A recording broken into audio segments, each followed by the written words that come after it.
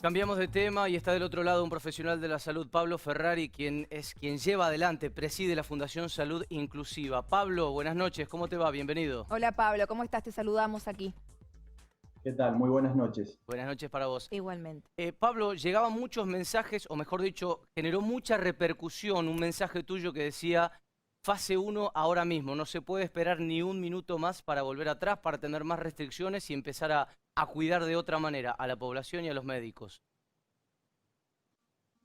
Sí, así es. Bueno, nosotros desde la fundación nuestra, desde la Fundación Salud Inclusiva, desde nuestro centro de estudios, venimos desde que comenzó la pandemia y desde antes haciendo distintos estudios, análisis, Ujú. y lanzamos ayer un nuevo informe que denominamos el colapso ya llegó, donde justamente lo que buscamos poner en evidencia es la dificultad, el estado crítico en el que se encuentra el sistema de salud a nivel provincial, porque se viene hablando mucho de la disponibilidad y de la falta de camas de terapia intensiva. Tenemos los principales hospitales de nuestra provincia con una ocupación de las camas de terapia intensiva del 100%, pero nosotros también lo que venimos poniendo en evidencia y en relieve es que no solamente, no es lo más crítico la cama o la aparatología, ¿no? que acompaña una internación de cuidados intensivos como monitores, respiradores, bombas de infusión,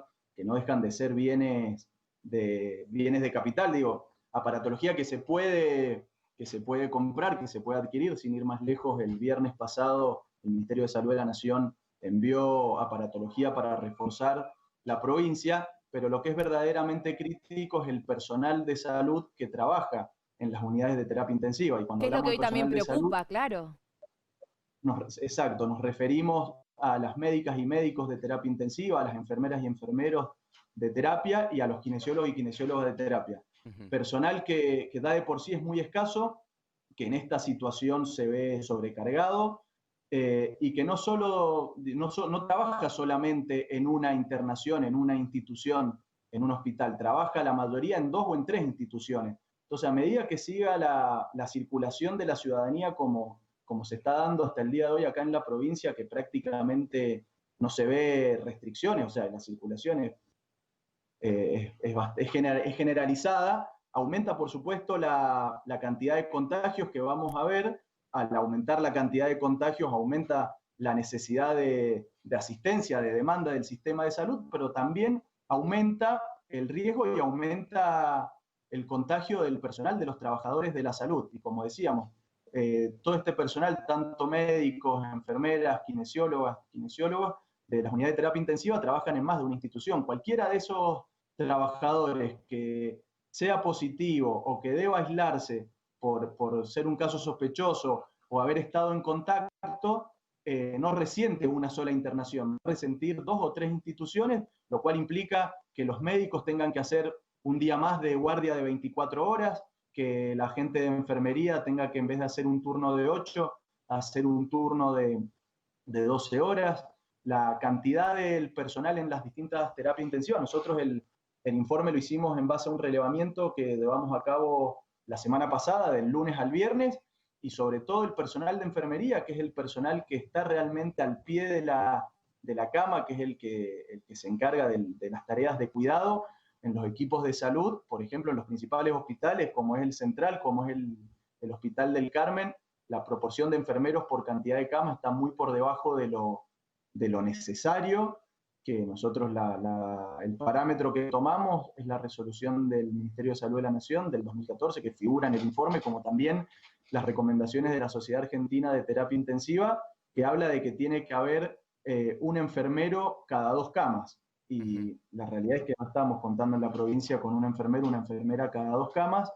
También cómo se afecta, digo, más allá del riesgo, del temor y la posibilidad real del contagio, la salud mental de las trabajadoras y trabajadores de la salud en este momento de tanta presión, de tanta recarga de trabajo, y nosotros lo hemos citado textual en nuestro informe. El terapista de uno de los hospitales de la provincia decía que para ellos es desmoralizante terminar la jornada de trabajo agotados y volver a su casa y pasar, por ejemplo, por la Arístides, por el centro y ver que los bares, los cafés están repletos y que Pablo, se siente que el trabajo es en vano. sí, todo este estudio que ustedes han realizado, ¿lo han planteado, se han comunicado con el gobierno también para trasladar, ya que han hecho todo este estudio y sabemos perfectamente que el sistema o los profesionales de la salud están resentidos porque obviamente sabemos la situación, sabemos que muchos de ellos han sido positivos en COVID, están en la primera línea. ¿Ustedes han podido debatir o de alguna manera intercambiar este estudio que han hecho con algún funcionario, con alguna persona del gobierno provincial?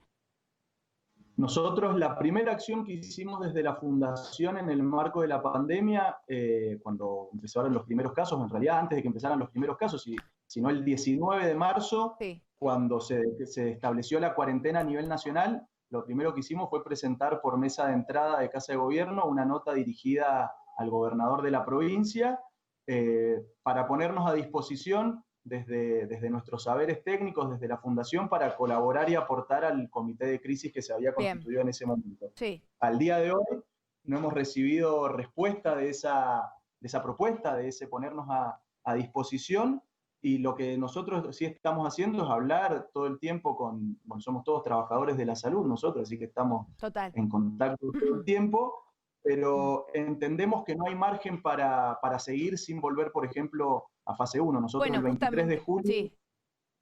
el 23 de julio sacamos un informe en el que sugeríamos en ese Fase momento 2. volver a fase 2, previendo que este podía ser el escenario. Y la realidad es que hoy entendemos que no se puede esperar más tiempo para volver a fase 1, al menos durante 2 semanas, porque acá algo que hay que tener en cuenta es que, por ejemplo, en base a la cantidad de casos activos que hay hoy en la provincia, que son aquellas personas que en este momento están cursando la enfermedad, en base a los 6.385 casos activos con el reporte de anoche, es de esperar que 320 personas necesiten una internación de terapia intensiva, y estamos hablando que la provincia dice que tiene 350 camas de terapia.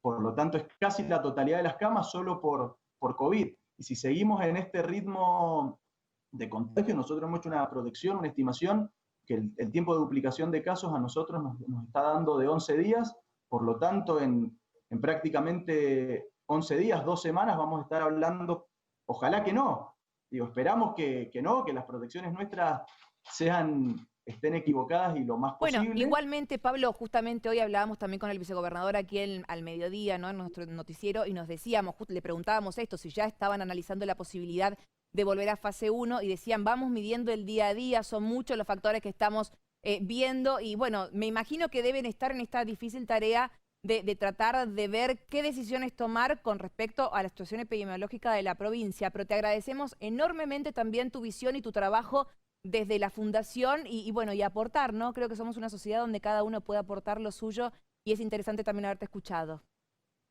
Bueno, muchas gracias a ustedes, y la última aclaración es que nosotros el tercer informe que hicimos, que Sí. hablábamos de qué significa que colapse el sistema, fue a principios de agosto en base a declaraciones del gobernador de la provincia, que justamente hablaba que se iban a restringir o se podían tomar medidas un poco más duras cuando el sistema estuviera por colapsar, y en base a la mortalidad. Entendemos que con más del 90% de ocupación de las camas de terapia de toda la provincia y con hospitales con el 100% de ocupación, no hay más margen para no volver a fase 1 y darle respiro, y que el sistema de salud pueda dar la respuesta que cada mendocino y mendocina requiera para conservar su salud. Muchísimas gracias, Pablo. Gracias, Pablo. Buenas noches.